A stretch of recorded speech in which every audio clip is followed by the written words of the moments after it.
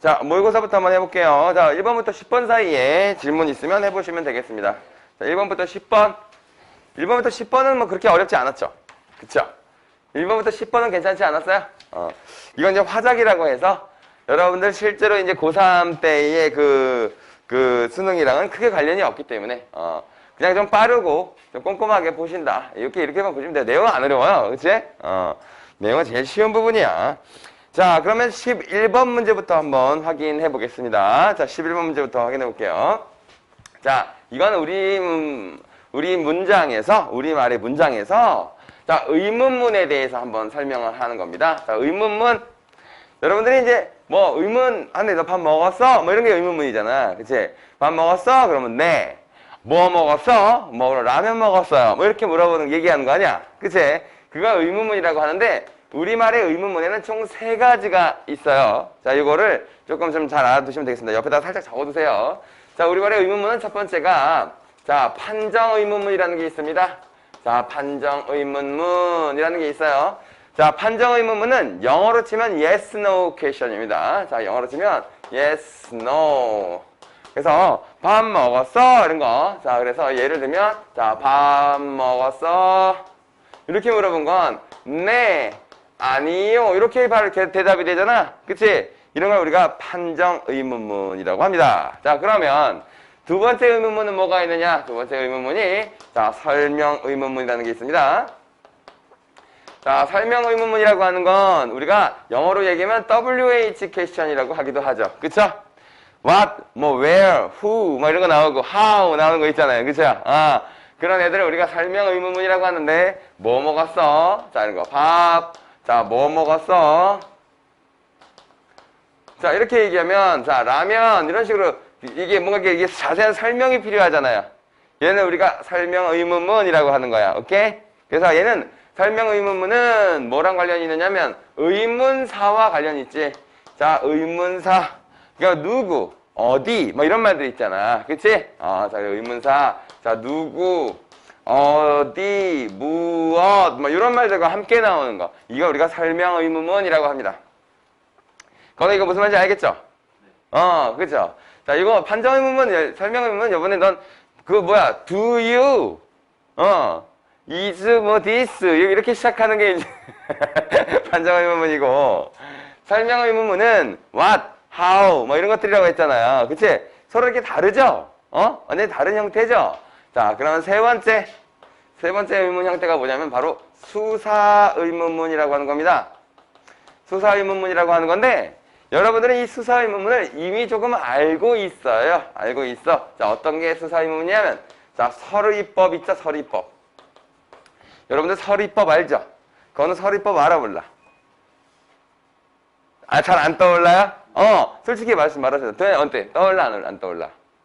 잘 안 떠올라? 서류법 잘 안 떠올라? 안 떠올라? 세준이는? 그러니까 물어보지는 않을게. 떠오르냐, 안 떠오르냐? 잘 안 떠올라? 종찬이는? 세연이도? 잘 안 떠올라? 세연이 아는 것 같은데? 알긴 알아?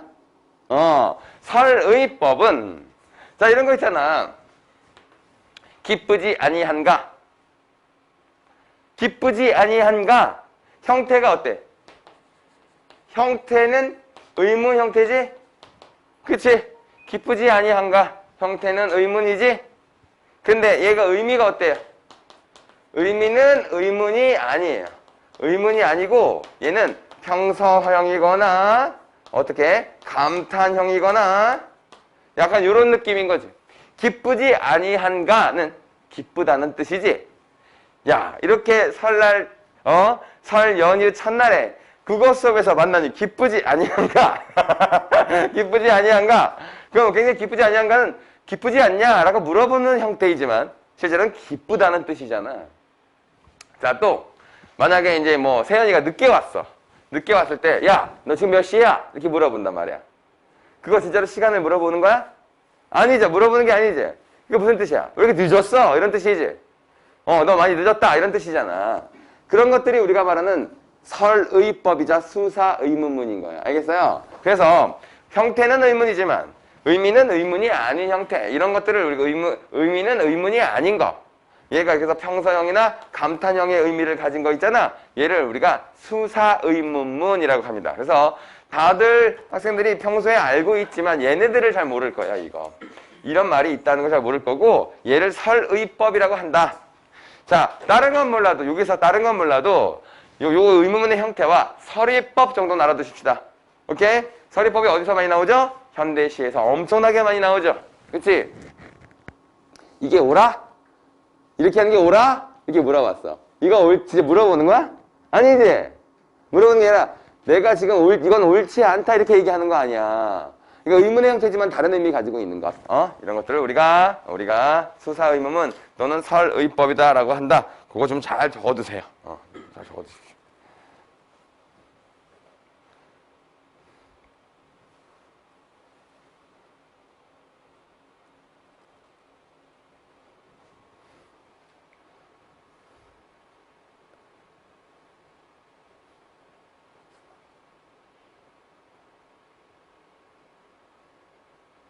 여행 가셨구나.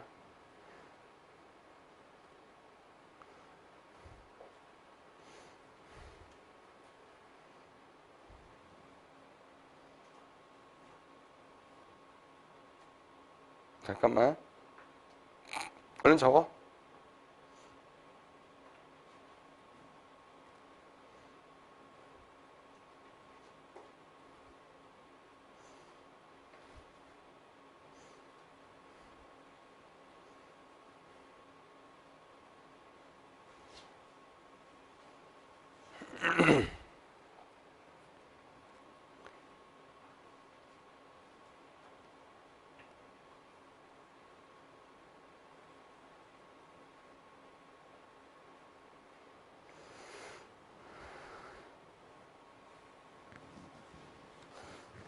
자, 그랬죠? 그럼 11번 문제 한번 보겠습니다. 일이 힘이 없어. 아침 못 먹었어? 라고 하면, 자, 일단 이 질문은 긍정이나 부정의 요구를 하는, 자, 기억은 무슨 의문문이겠어? 판정 의문문. 너도 못 먹었지? 라고 했어. 매점 가서 해결하지? 하자. 라고 했어. 너도 못 먹었지? 라고 하는데 이건 대답을 요구하지 않죠? 이거 무슨 뜻이 뭐겠어? 이게 수사 의문문이 되는 겁니다. 그쵸? 그치? 이거 수사의문문이잖아. 그냥 확인만 한 거잖아. 그치? 자, 그 다음에 너 오늘 저녁에 무엇을 하니? 설명 의문문이지. 아니, 무엇을 하니? 아니, 넌 무엇을 하니? 이건 똑같고. 님, 아까부터 왜 자꾸 웃기만 하는 거야? 어제. 이거 왜? 라는 질문이 있으니까 얘는 설명 의문문이 되겠죠. 그래서 정답은 3번입니다. 디귿에 이어지는 대답에 따르면 의문사가 가리키는 내용을 설명해달라는 의도를 드러냈다라고 했는데, 디귿 봐봐. 너 오늘 저녁에 무엇을 하니? 라고 했는데, 이게 무엇이라고 하는 말이 들어갔는데, 이 무엇이 의문사야? what이야, what? what? 디귿에 무엇이 what인지 확인해봐. what 아니지? 너 뭐 하니? 라고 물어본 거잖아. 무슨 일이 있어? 너 지금 이거 답이 뭐야? yes, no question이잖아, 얘들아. 이거지, 이거? yes, no question이잖아, 3번이. 3번이 다시 너 오늘 저녁에 뭐하니? 라고 물어봤어. 근데 이게 뭐하니? 이게 뭐하니가 다시 너 오늘 저녁에 뭐 있어? 뭐 하니? 라고 물어봤을 때 이게 두 가지로 대답을 할 수가 있다고. 너 뭐하니? 그러면 숙제해 이렇게 얘기할 수도 있고, 너 오늘 저녁 때 뭐해? 아니? 아무것도 없어 이렇게 대답할 수도 있잖아. 그렇지? 근데 이거 밑에 대답이 뭐야? 아니라고 대답했잖아. 그치?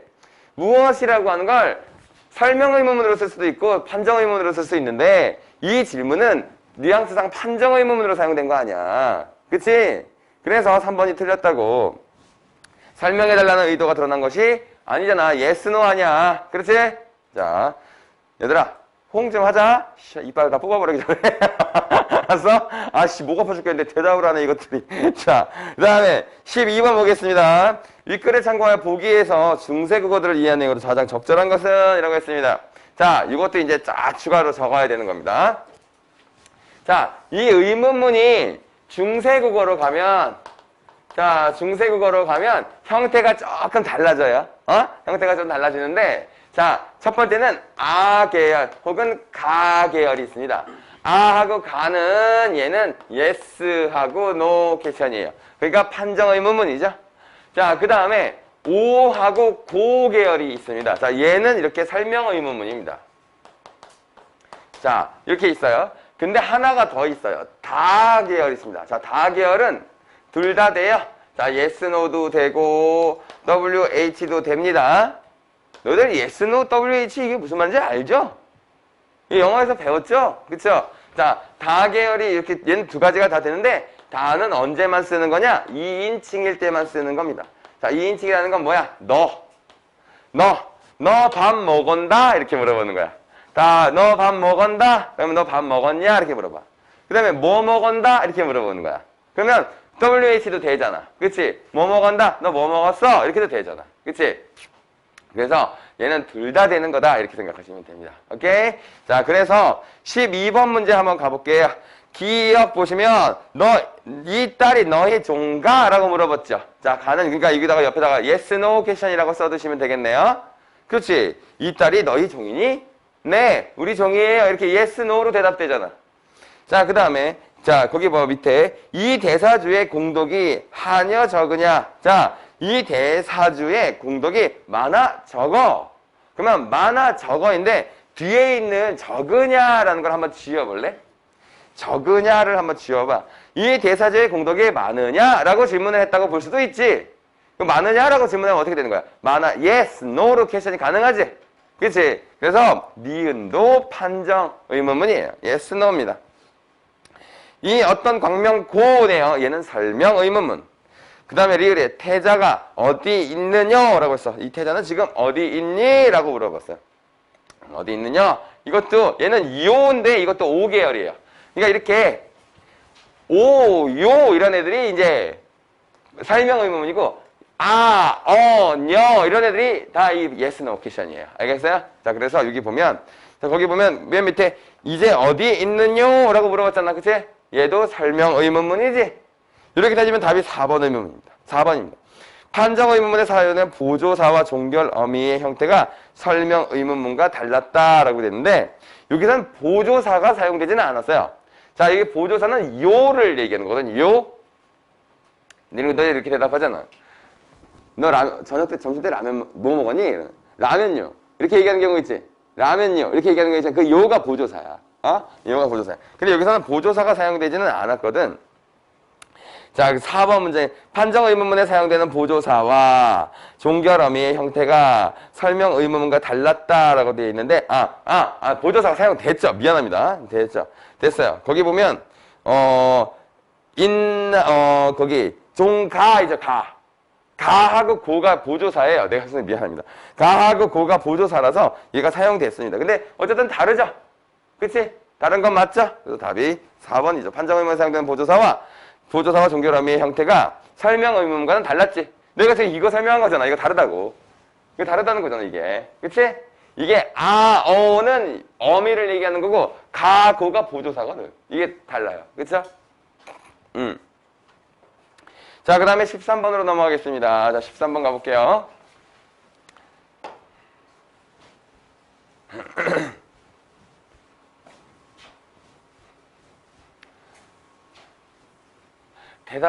물어보면 대답 좀 잘하자. 칠판 지우개 던진다. 대답 잘해. 확 던져버린다. 이게 얼마나 굴욕적인 줄 알아? 이게 팍 터져서 얼마나 굴욕적인 줄 알아? 대답 좀 잘하자. 나 목 아파서 그래, 진짜로. 평소에 지금 요구하는 게 아니잖아. 빨리빨리 넘어가게. 자꾸 내가 확인 질문을 자꾸 하게 되잖아. 그치? 알았어? 그러면 네, 해. 알았지? 네, 목 쳤잖아, 지금. 자, 대답 안 하면 진짜 던진다. 자, 다음에 자, 13번 보겠습니다. 팥빵. 자, 팥빵. 자, 팥빵. 자, 얘는 지금 무슨 의문 현상이 발생하는지 봐봐 볼게요. 자, 빵. 이렇게 되지. 그쵸? 자, 이렇게 티읕이 디귿으로 바뀌는 거. 이걸 무슨 현상이라고 해? 교체 현상 중에 무슨 현상? 무슨 현상? 그렇지, 바뀌었지. 그녀 다리만 보여. 그녀 다리만 보여? 가느다란 물방울 나오는 거 이거 무슨 현상이라고 해? 세연아, 무슨 현상이라고 해? 세진이.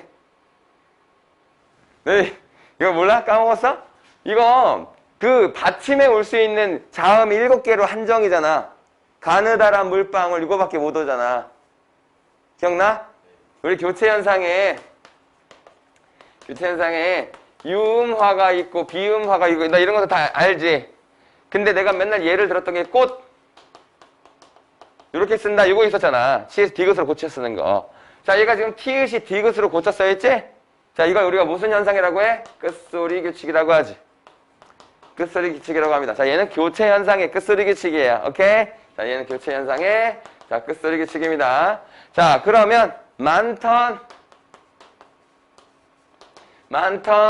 자, 얘가 어떻게 발음이 되죠? 턴 이렇게 발음이 되죠? 그쵸? 자, 이건 건우가 저번 주에 안 왔으니까 이거 얘기해보자. 히읗하고 디귿이 만나서 티읕이 되는 현상 이거 뭐라고 해?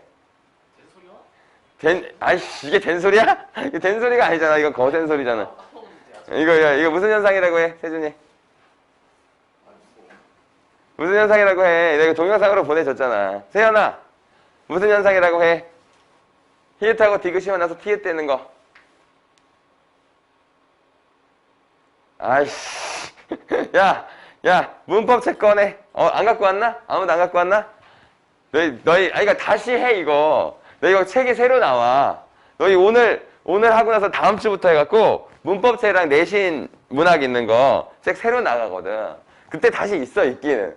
야, 그래도 이거 명칭 정도는 내가 처음에 문법 써봐야 돼. 야, 명칭 정도만 암기하자라고 해서 했었던 거 아니야? 야, 이거 내 복습해라 해? 복습해갖고 와.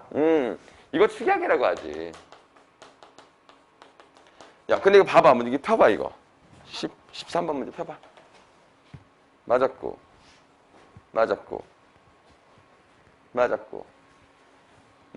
거의 다 맞았어. 넌 틀렸네. 그래. 다 잘 풀었잖아. 그치? 이거 지금 이름을 모르는 거잖아. 근데 얘가 이런 현상이 나타나는 건 아는 거지? 그치? 명칭을 잘 모르는 거지. 그치? 자, 봐봐. 이거 뭐야. 아니, 뭐 이상한 건 아니야. 그럴 수도 있어. 자, 그래. 끝소리 규칙이랑 이 축약이 같이 일어났다는 건데, 이 현상이 이런 거야. 애틋한. 이거 생각보다 어려운 문제야. 자, 봐봐. 자, 이렇게 되면 의문 현상은 제일 먼저 뭐가 일어나야 되냐면 받침을 먼저 정리해야 되는 거야. 받침을 먼저 정리해야 돼. 그러니까 끝소리 규칙이나 자음군 단수나 이런 말을 기억하지. 끝소리 규칙은 이제 알 거고 자음군 단수나가 밑에 받침 2개 있는 거 하나 없애는 거 있잖아. 흙 같은 거. 리얼 기억이잖아. 흙이. 얘를 이렇게 읽는 거를 자음군 단수나라고 선생님이 가르쳐줬어. 탈락 현상이다. 이렇게 받침을 먼저 정리하는 거야. 이거 시험을 한번 봐야겠다. 너네 복습 안 할래 진짜? 자, 이거 봐봐. 탄이 먼저 되는 거라고. 그래서 시옷 받침 못 오잖아. 그치? 자, 그러면 이렇게 어떻게 됐어? 디귿이 히읗을 만났잖아. 디귿 히읗 만나면 무슨 현상 발생해? 축약 발생하겠지? 그래서 탄 이렇게 되는 거야. 알겠어요? 자, 이렇게 되는 겁니다. 그러니까 이거 봐봐. 교체랑 축약이 한 번씩 일어났지? 그래서 답이 5번이 되는 거예요. 그건 알겠어요? 지금 학생들이 지금 다 모르는 건 아니야. 감각적으로는 알고 있어. 그치?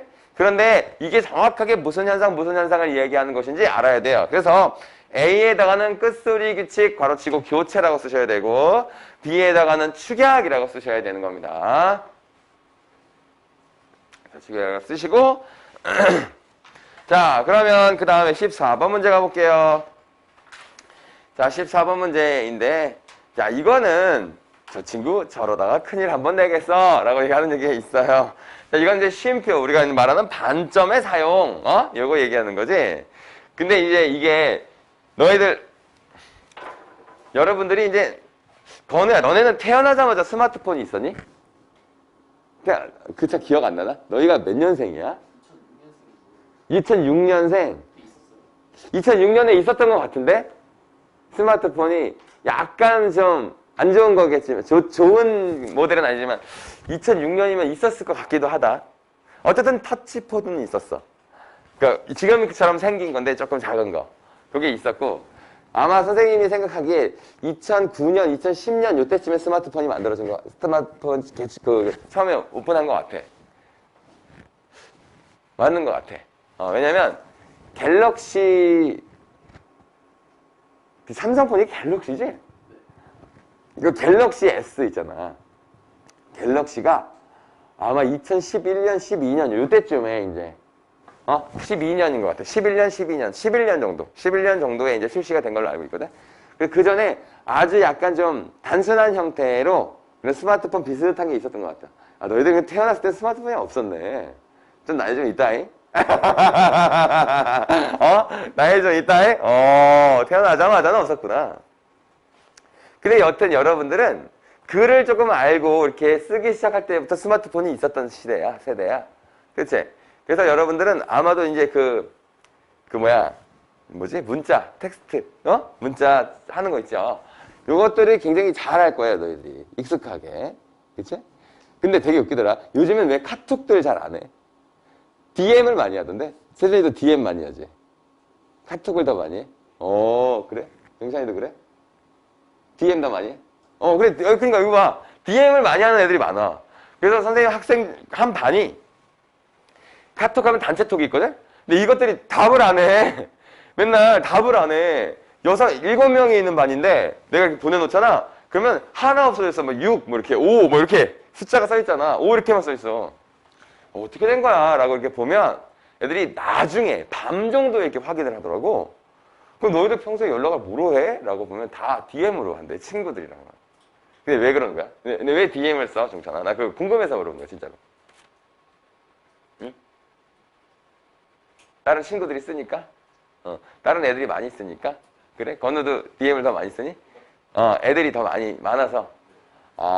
너희 친구들끼리는 카톡을 잘 안 하긴 안 해? 친구들끼리는 잘 안 해?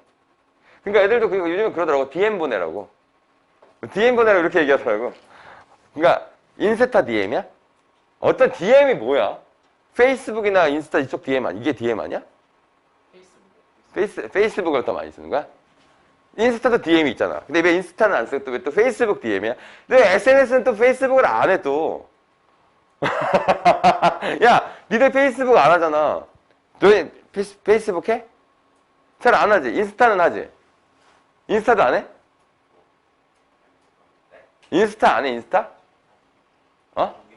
보기만 해. 페이스북은 안 하잖아, 확실히. 보기만 봐? 페이스북도 보기는 봐? 뉴스피드는 봐? 아이, 씹새끼들 진짜 대답 제대로 안 할래? 저 메신저만. 페이스북 안 봐요. 매일 메신저만 페이스북으로 하고 보진 않는다고? 보진 않아? 그리고 너는 인스타로는 안 하고 DM은 페이스북으로만 사용하고? 다 해? 다 한다. 다 하는 거구나? 그냥 다 하는 거네. 자, 어쨌든. 자, 얘가 이렇게 바뀌는데, 이런 의문현상뿐 아니라, 요런 이렇게 14번과 같은 요런 거 있잖아요. 쉼표. 요런 것들이 요즘 학생들이 잘 몰라요. 왜 그래? 너희들 메시지 있을 때 쉼표 써? 쉼표 거의 안 쓰잖아. 그래서 잘 모르는 거야. 따옴표나 이런 게. 예전에 선생님이 어렸을 때만 해도 그 쉼표 같은 걸 잘 썼어요. 그런데 내가 선생님이 논술도 가르친단 말이야. 3학년 학생들 입시 논술, 대학교 무슨 성균관대 논술 이런 거 하거든. 그러면 애들이 이 쉼표를 써야 될 때 뭘 쓰냐면 마침표나 점점점을 써. 너희 그 카톡 할 때 보면 점점점 많이 쓰잖아. 그치? 그거를 되게 많이 사용하더라고. 그래가지고 처음에 그 어조를 바꾸는 게 굉장히 힘들거든? 그게 이제 문장 부호에 대해서 익숙치가 않아서 좀 이상하게 쓰는 경우가 많아. 근데 이게 14번 문제 그래서 그런 면에서 되게 적절했던 것 같아요. 2번 문제 봅시다. 이번에 문장의 연결관계를 분명히 하고자 할 때 절과 절 사이에 쓴다. 절이 뭘까요? 절이 문장 형태를 가진 걸 절이라고 해요. 그래서 절 밑에다가 절 그러면 주어와 서술어를 가진 형태를 우리가 절이라고 하는 거야. 오케이? 주어와 서술어 형태를 가진 애를 절이라고 한다.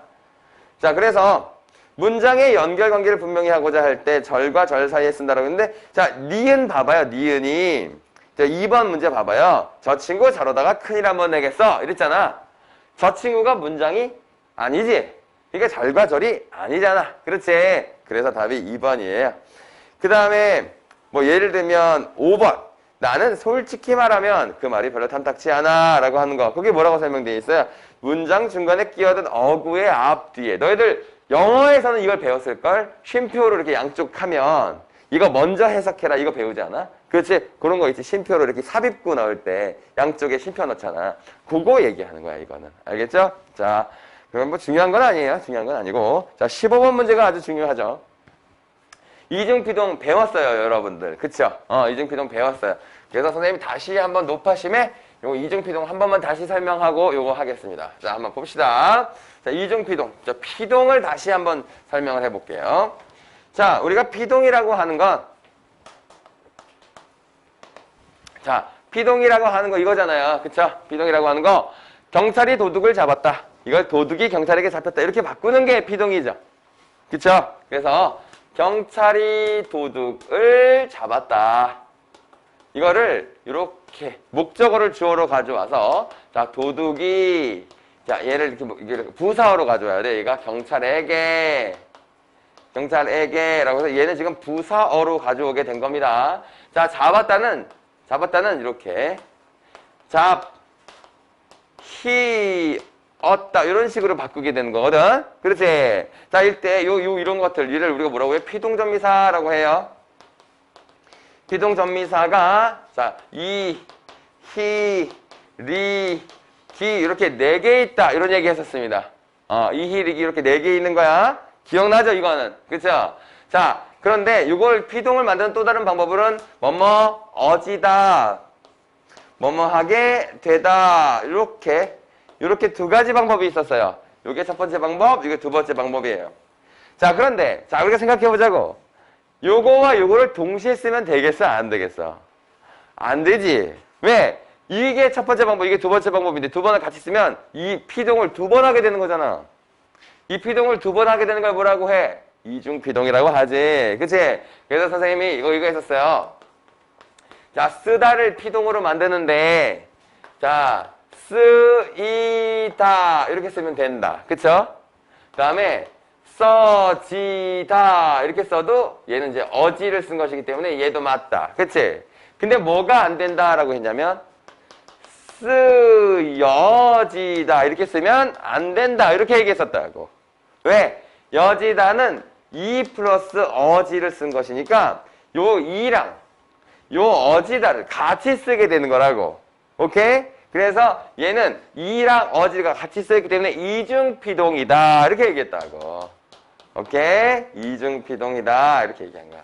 이렇게 쓰면 안 돼. 그래서. 그쵸?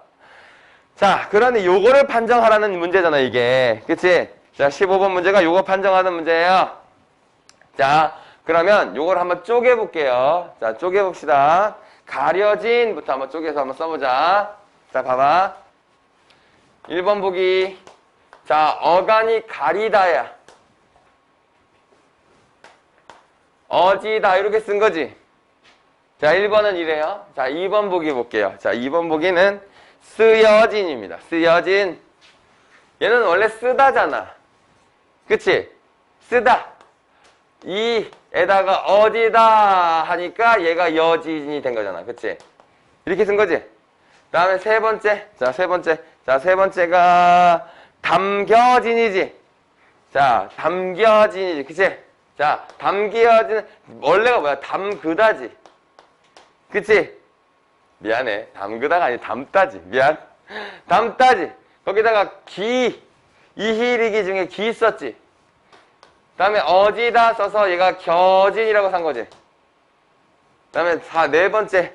자, 네 번째가 열려진이야. 그렇죠? 자, 열다잖아, 원래. 원래가. 열다. 리에다가 어지 이렇게 쓴 거고. 5번이 뭐니? 건우야, 5번이 뭐야? 보여진? 보, 그치? 이에다가 어지 이렇게 썼지? 그치? 자, 이걸 이렇게 쪼개서 적어보면 될 거야. 자, 그러면 어때요?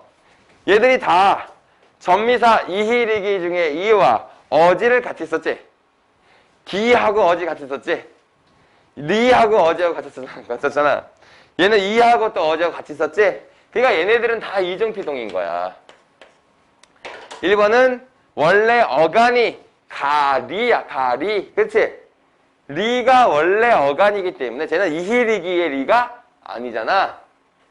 그래서 이거는 선생님이 저번에 하는 방법을 하나 알려줬는데 기억하는지 모르겠어요. 이거 어떻게 하냐면 어디다를 지워보면 돼요. 자, 한번 봐봐. 5번에 스크린을 통해 보여진에다가 어진을 빼면 뭐야? 스크린을 통해 보인 그 풍경은이 되지? 그치? 자, 어디다를 지우면 얘가 보인이 돼. 옆에다가 보인이라고 쓰세요. 4번에 아이는 살짝 열려진 문틈에 있는데 이건 열린으로 고쳐지겠지. 어디다를 지워버리면. 그치? 열린이 되죠.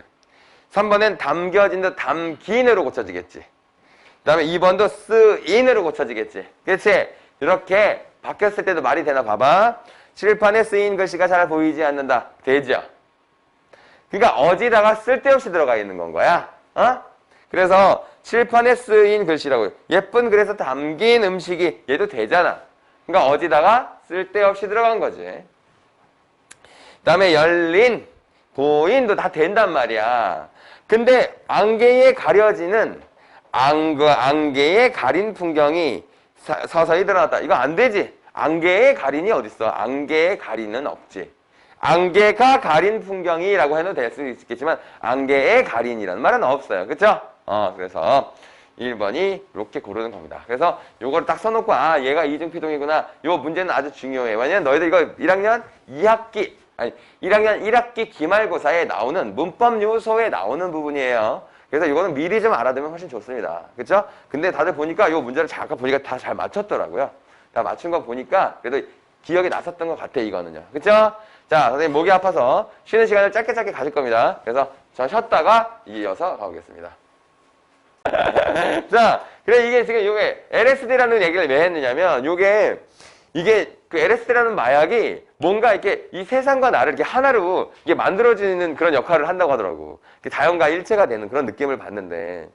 근데 이게 지금 LSD라는 얘기를 왜 한 거냐면 이 LSD를 한 사람들이 마약이라고 했잖아. 그치? 그 사람들이 뭐를 느끼냐면 내가 물화일체가 된 듯한 자연과 내가 하나가 된 듯한 느낌을 받는다. 이런 얘기를 가끔 해. 근데 그 똑같은 이야기를 누가 하는 줄 알아? 도 닦는 사람들 혹은 명상하는 사람들 있지. 명상하는 사람들이 가끔 이렇게 막 명상을 하고 있다 보면 이 세상과 나가 없어지고 이 세상과 내가 하나가 된 듯한 느낌을 이렇게 받는다는 거야. 신기하지 않아? 그런 느낌을 받는데 그러니까 그게 아마 우리가 말하는 득도 이런 걸 거야. 그치? 근데 그게 사실은 결국에 뭐냐면 내가 다른 사람에게 나 말고 타인과 하나가 되는 느낌을 받는데요. 그게 지금 요 제시문에서 하는 얘기잖아. 요 제시문에서 하는 얘기가 그거야. 그래서 제시는 데카르트가 대표하는 서양 철학의 철학은 주체 중심의 철학이었다. 나는 생각한다, 고로 존재한다, 막 이런 식이었지. 그치? 첫 번째 문단에서는 자, 첫 번째 문단에서 설명하고 있는 건 주체 중심의 철학이 타자에 대한 폭력을 정당화하는 근거로 제공했다고 여겼기 때문에 주체 중심의 철학에서 좀 벗어나려는 노력이 있었어. 그래서 전쟁의 참상 앞에 놓였던 철학자 레비나스는 주체성의 의미를 새롭게 정의하고 타자 중심의 철학을 제안하게 되었다. 자, 그게 그 얘기야. 타자 중심의 철학. 그래. 두 번째 문단 가볼게요. 레비나스는 인간의 삶은 진정한 삶을 향해 나가는 것, 곧 초월이라고 보았는데 A에서 B로의 이행이며 그의 철학은 이런 이행 과정에서 타자의 존재가 어떤 의미가 있는지에 대해 탐구하는 것이었다. 자, 그럼 타자에 대한 탐구를 한번 해보겠다는 거야. 오케이? 그래서 우리는 타자와 동일시되는 느낌을 받고 싶다는 거지. 그래서 다음 문단, 세 번째 문단이 타자 개념을 바탕으로 레비나스는 주체성의 의미를 두 가지로 제시했는데 하나는 향유의 주체성이고 하나는 환대의 주체성이야. 자, 그러면 자 얘들아, 선생님이 인문 제시문이 너희들 지금 이런 거 원래 알아? 레비나스라는 사람 원래 알았어? 몰랐지? 근데 너희들 솔직히 말해서 세연아, 이 제시문 어려웠어, 쉬웠어? 그렇게 어렵지 않았지? 그치? 이 어렵지 아씨. 선생님 말이 자꾸 목이 쉬어서 약간 지금 말을 잘 못해서 그래. 자, 이거 첫 번째 문단에서는 자 이게 등장 배경이 나와 있는 거야. 레비나스라는 사람이 왜 이렇게 타자 중심의 철학을 이야기하는 거야. 자, 여기서 이 등장 배경을 설명을 한단 말이야. 그 다음에 여기서는 두 번째 문단에서 개념을 정의했어. 개념 정의했어. 타자 중심의 철학이라는 것이 도대체 무엇인가 하면서 그래서 타자의 성질을 타자성이라고 하는데 자, 개념 정의 타자성이 무엇인가를 얘기를 한 거야. 그 다음에 세 번째 문단에서 네 번째 문단이 왜 여러분들이 실제로 여기가 이제 핵심적으로 여러분들이 문제를 풀어야 되는 부분이란 말이야. 그렇지? 근데 얘가 왜 쉬워, 이 제시문이? 하나는 향유의 주체성이고 하나는 환대의 주체성이다라고 구분을 해놨지? 이 중에서 중요한 게 뭐야? 향유야, 환대야. 이 환대의 주체성이 더 좋다는 얘기를 한 거 아니야. 그치? 그러면서 그 다음 문단. 그렇다면 타자를 환대하기 위해 자기성을 완전히 포기하는 것인가? 레비나스는 타자의 출현은 주체의 이기성을 제한하고 책임의 주체로 설 수 있도록 하는 것이지 자기성이 상실되는 것이 아님을 했다. 그래서 이 타자성을 환대하는 것은 실제로는 나를 버린다는 뜻은 아니고 나와 타인이 같이 초월된 상태로 가는 것이다 라고 얘기를 하는 것이었어. 그래서 맨 마지막으로 이처럼 레비나스는 주체성의 의미를 새롭게 정립했는데 이거는 자기보다 타자를 주체보다 높은 위치로 올려놓는 그런 관계를 얘기하는 것이다 라고 했는데 내가 아까 처음에 왜 LSD를 얘기했는지 알겠죠? 마약에서 내가 아까 세상과 내가 하나가 되는 느낌을 갖는다 했잖아. 근데 그때 핵심이 뭐야? 나 자신의 주체성이 사라지는 거야, 그건. 그래서 LSD는 내가 사라지고 이 세상과 뭔가 내가 하나 된 듯한 느낌을 나 자신을 없애는 걸로 받은 거고 여기서의 이 환대라고 하는 건 나라는 주체성을 유지한 상태에서 타자를 나의 주체보다 살짝 높이는 형태로 이 타자의 관계를 인식하는 그런 것이다. 이렇게 얘기가 된 거라고. 알겠어요? 알겠어? 다 이거 너희들 문제 다 풀어왔잖아요. 그쵸? 그래서 다 읽을 때 얘가 어떤 구조로 되는지 다 파악을 하셨을 거라고. 그쵸? 자, 어떤 구조? 다시. 자, 이거 타자성이라고 하는 것이 왜 등장했느냐. 등장 배경 나왔지. 두 번째 문단에서는 타자성이라는 것을 개념을 설명하기 위한 개념 정의가 되어 있어. 세 번째 문단에서는 그래서 이게 타자 개념을 바탕으로 주체성의 의미가 두 가지가 있는데 하나는 아까 향유의 의미가 있고 하나는 환대의 의미가 있대서 두 가지를 분류를 해준 거야. 다음 문단에 그러면 이 환대라고 하는 얘가 어떤 특징을 갖고 있는지가 그 다음에 문제가 나타났는데 자기 주체성을 버리는 것까지는 아니다. 이런 얘기를 한 거지. 그래서 맨 마지막 문단에서 뭐냐면 여러 가지 새로운 접근 방식을 제공하게 된 것이다. 이것이 이렇게 얘기가 된 겁니다. 알겠어요? 자, 뭔가 굉장히 어려웠다. 이건 다시 봐도 모르겠다 싶은 거 질문해 보십시오. 다시 봐도 모르겠다. 없어. 넘어가도 되겠어요? 몇 번? 괜찮아? 넘어가도 되겠어요?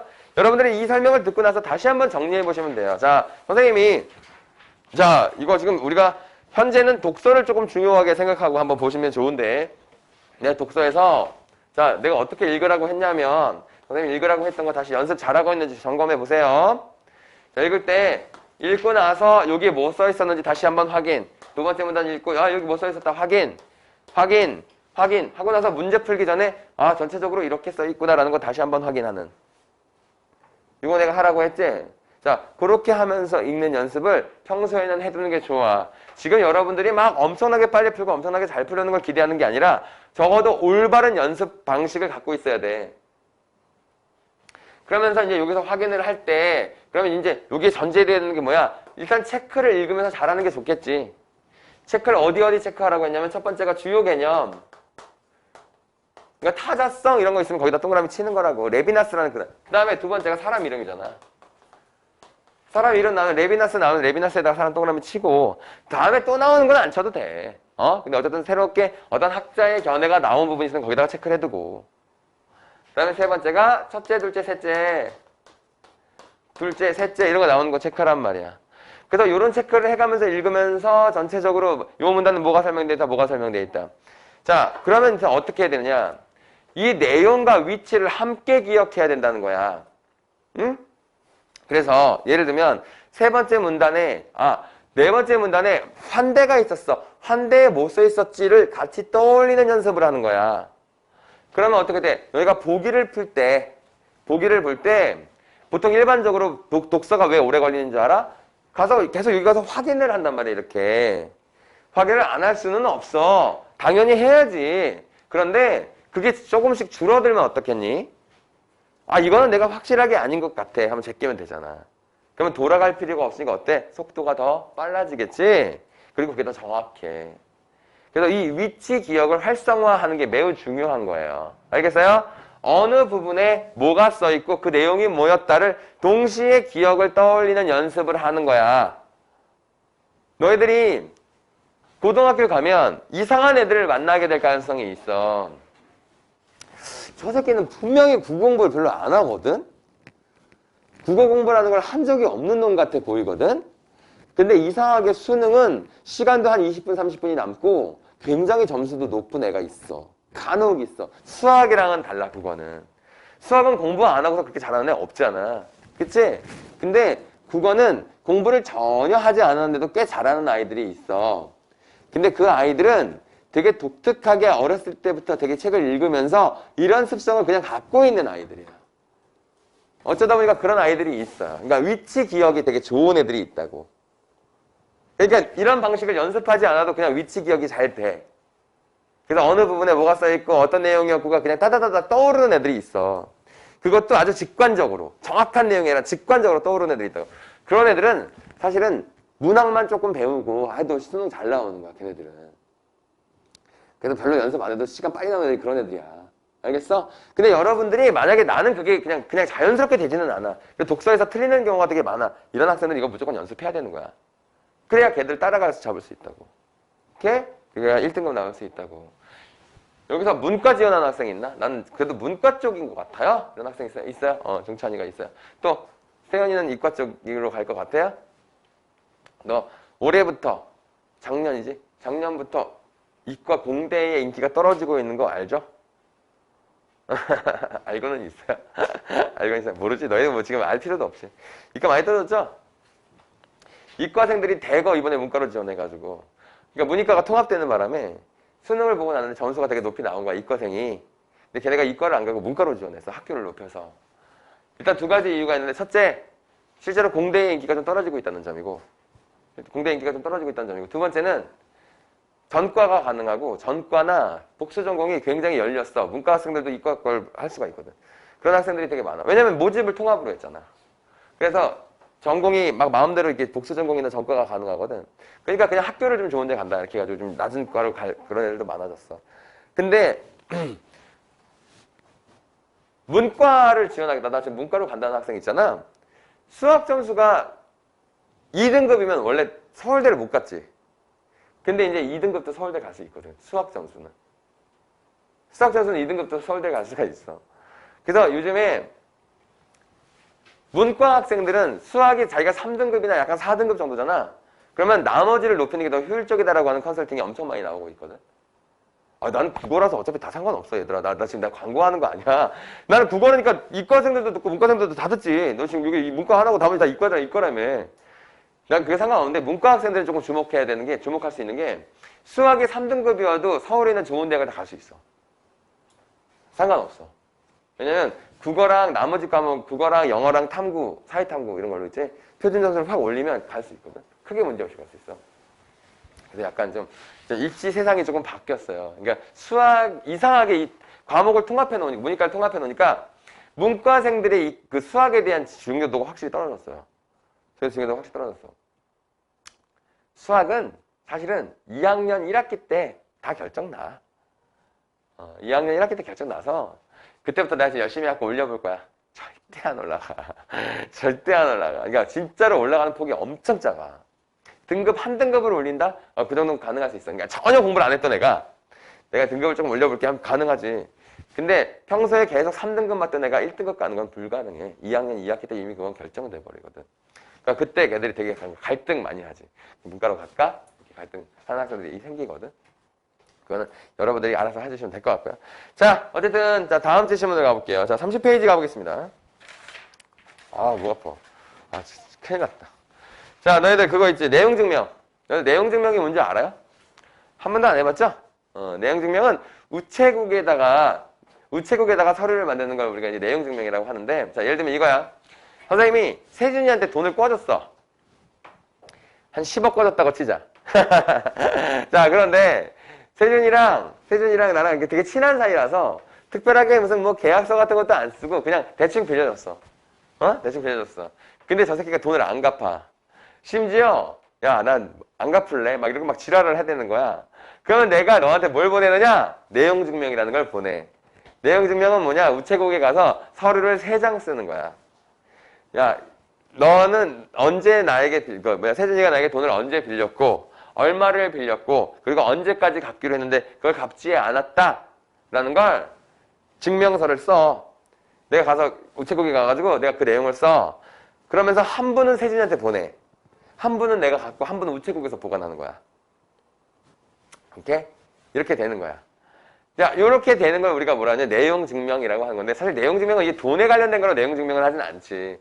내용 증명을 많이 하는 게 뭐냐면 약간 좀 분쟁이 있을 때, 싸우자 할 때, 일단 증거적 효력 때문에 이게 내용 증명을 한다는 얘기인 거거든. 첫 번째 문단에서는 분쟁이 예견되거나 진행 중인 상황에서 상대방이 사실을 번복하거나 내용을 고집하지 못했다는 주장하는 것에 맡겨서 내용 증명을 할 수 있다. 근데 저 새끼가 나 이럴 수도 있잖아. 저 안 빌렸는데요? 그런 거 있잖아. 아니면 저 2억 빌렸는데요? 10억 빌려놓고서. 이럴 수도 있잖아. 그거 확인해놔야 되지? 그래서 첫 번째 문단 그 내용, 그게 이제 분쟁의 소지를 줄이기 위해서 그렇게 하는 거야. 누가 언제 누구에게 어떤 내용의 문서를 보냈다는 사실을 우체국에서 공적으로 증명해 주는 것이다. 그러니까 사실은 처음에 돈을 빌려준 시기에 이 내용 증명을 해놓는 게 더 좋지. 그렇지 않겠어? 그래야지 나중에 딴소리를 안 하지. 근데 그냥 원래는 근데 이 돈을 빌려주고 돈을 받고 하는 거에는 내용 증명을 잘 안 쓰고 일반적으로는 채권 채무 관계로 이제 그 계약서를 쓰지. 근데 뭐 내용 증명은 진짜 친한 사이에 계약서를 안 썼을 경우에 하겠지. 그치? 자, 두 번째 문단. 내용 증명은 개인 간 채권 채무 관계나 관리 의무를 더욱 명확하게 할 필요가 있을 때 주로 이용된다. 그치? 밑에서 세 번째 줄 봐보자.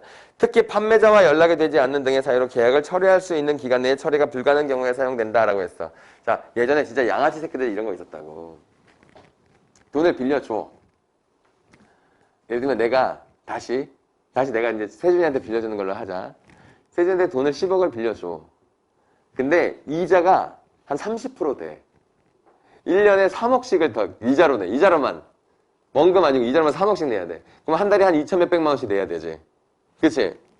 그런데 내가, 세준이가 쓰다 보니까 이게 너무 이자가 비싼 거야.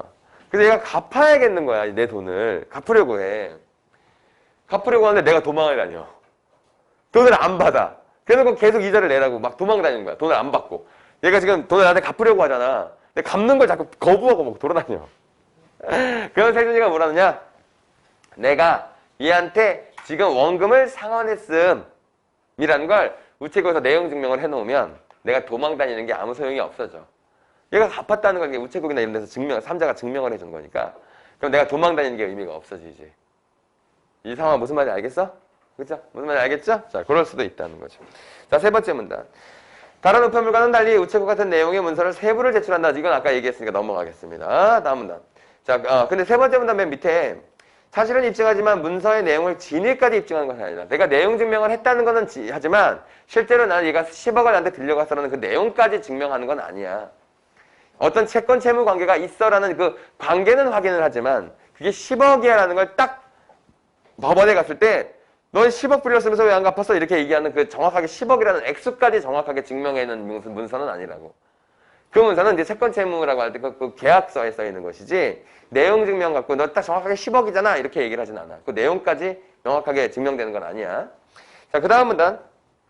내용 증명은 어떤 기능을 하는 것일까? 자, 문서를 발송해서 공적으로 증명하는 증거적 효력. 그 다음에 다른 사람한테 빨리 상대방에게 빨리 갚아라 라고 하는 그러니까 위협의 효과가 있지. 그치? 효과가 뭐가 있는지 나와 있어요. 다음 문단. 또한 내용 증명은 그 자체만으로 단순히 최고하는 것에 불과하지만 최고하다. 이거는 요구하는 거야, 요구. 내놔! 라고 얘기할 수 있는 거. 최고하는 것에 불과하지만 소멸시효를 중단시키는데 중요한 역할을 한다. 라고 얘기했어요. 자, 이거 소멸시효에 대해서 잠깐 얘기를 해볼게. 예를 들면 종찬이가 선생님 학원에서 일하는 선생님이야. 근데 되게 친한 사이인 거야, 우리가. 근데 선생님이 경영이 어려운 것 같아서 네가 월급을 내가 줘야 되는데 내가 월급을 못 줬어. 근데 종찬이가 너무 착한 거야. 그래가지고 종찬이가 천천히 주세요 라고 해놓고선 안 받았어. 그리고선 이제 이 학원이 어려운 것 같아서 내가 그만뒀단 말이야. 그만뒀어. 그리고 2년인가 지났어. 2년이 지났는데 종찬이가 갑자기 돈이 필요해진 거야. 근데 갑자기 종찬이가 무슨 생각이 들어서 나한테 돈 못 받은 게 생각이 난 거지. 그래서 전화를 해서 선생님, 원장 선생님, 저번에 못 받은 월급을 좀 받아야겠습니다. 이렇게 얘기를 하는 거야.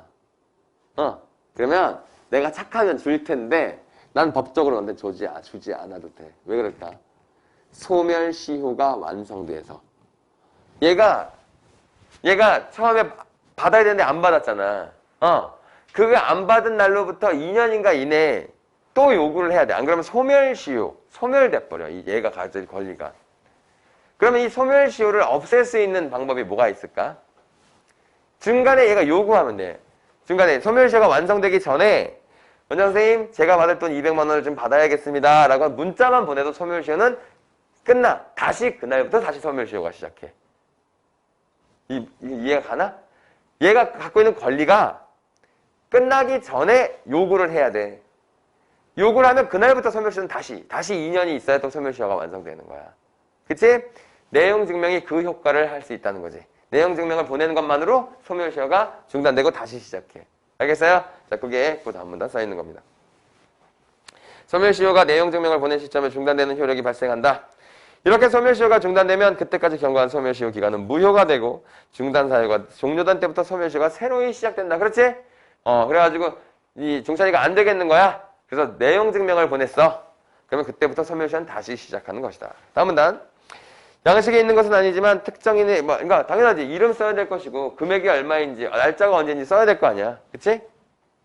그래서 거기 이제 중간에 내용을 바꿀 수도 있다 이런 얘기 나와 있고 맨 마지막 문단 보겠습니다.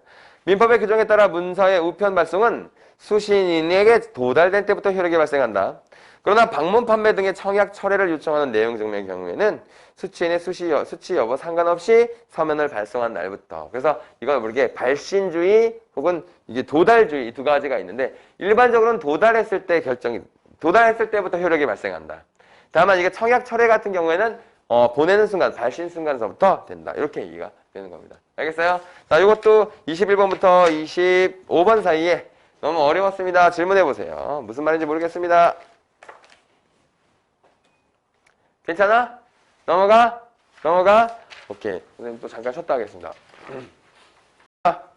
그래서 자, 다음 거 볼게요. 다음 거 제시문은 자, 여기 31페이지에 있는 고전시가입니다. 고전시가 윤리유곡 한번 해석해 보겠습니다. 윤리유곡.